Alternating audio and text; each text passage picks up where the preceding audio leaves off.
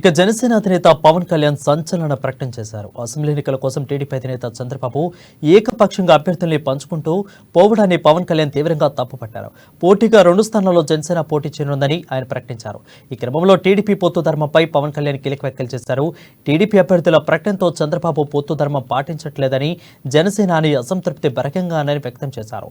శుక్రవారం జనసేన కార్యాలయంలో జెండా ఆవిష్కరణ అనంతరం ఆయన మీడియాతో మాట్లాడారు. అయితే పొత్తులో ఉన్నప్పుడు ధర్మం పాటించాలి, కానీ టీడీపీ అది విస్మరించి ఏకపక్షంగా అభ్యర్థులను ప్రకటించింది.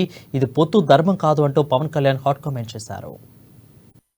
కోటేస్తే కొంచెం ఇరుగ్గా ఉంటది కదా. ఇప్పుడు ఏకపక్షంగా వాళ్ళు 2 సీట్లు ప్రకటించారు కాబట్టి మేము 2 సీట్లు ప్రకటిస్తాం. రాజోలు రాజనగరంలో జనసేన పోటీ చేస్తుంది. చంద్రబాబుకు ఉన్నట్లే నాకు మా పార్టీలో ఒత్తిడి ఉంది. అందుకే ప్రత్యేక పరిస్థితుల్లోనే మేము 2 సీట్లు అనౌన్స్ చేస్తున్నాం. అర్థం చేసుకుంటారని అనుకుంటున్నామని పవన్ పేర్కొన్నారు. చెప్తున్నాను, ఖచ్చితంగా నెక్స్ట్ మీటింగ్లో దాని మీద వివరణ ఇచ్చి దాన్ని ఎలా సరిదిద్దాలో సరిదిద్దుతాం అని ఒక మాట ఇచ్చి పంపించాం.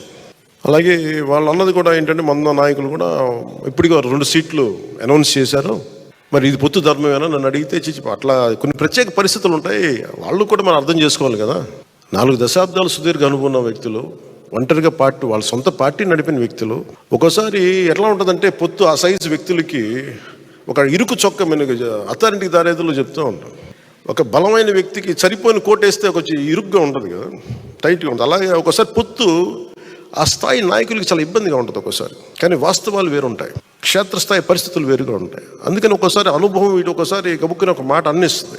లోకేష్ గారు ఆ రోజు మా నాన్నగారు ముఖ్యమంత్రి ఎన్ని అన్నా కానీ ఇవన్నీ నేను ఎందుకు దాన్ని పెద్ద మనసుతో వదిలేస్తానంటే, ఒక పార్టీని 3 దశాబ్దాలు నడిపి 3 సార్లు ముఖ్యమంత్రులుగా ఉండి అలాంటి కుటుంబం నుంచి వచ్చిన వ్యక్తులు సహజంగా గబుక్కుని ఒక మాట వచ్చేస్తుంది. దాన్ని రాష్ట్ర ప్రయోజనాలను దృష్టిలో పెట్టుకొని జగన్ అనే వ్యక్తి ఇంకొకసారి వస్తే రాష్ట్రం అధోగతికి పాలవుతుంది అన్న ఒక్క ఆలోచన నన్ను చాలాసార్లు రెస్పాండ్ కానివ్వకుండా చేస్తుంది.